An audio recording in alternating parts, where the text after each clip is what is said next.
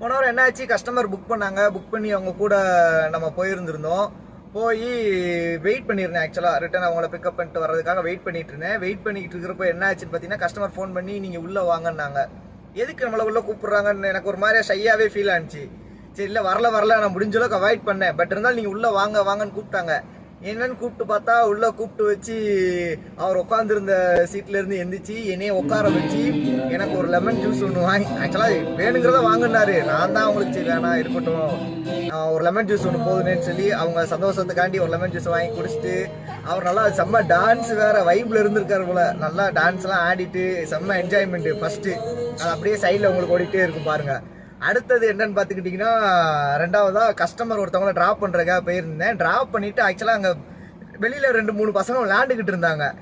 என்ன பலூனில் தண்ணியை ஊற்றி சின்ன வயசில் நம்ம விளாண்ட மாதிரி அவங்களும் பலூனில் தண்ணியை ஊற்றி மேலே தூக்கி போட்டு விளாடுறது, எரிஞ்சு விளாடுறது விளாண்டுக்கிட்டு இருந்தானுங்க.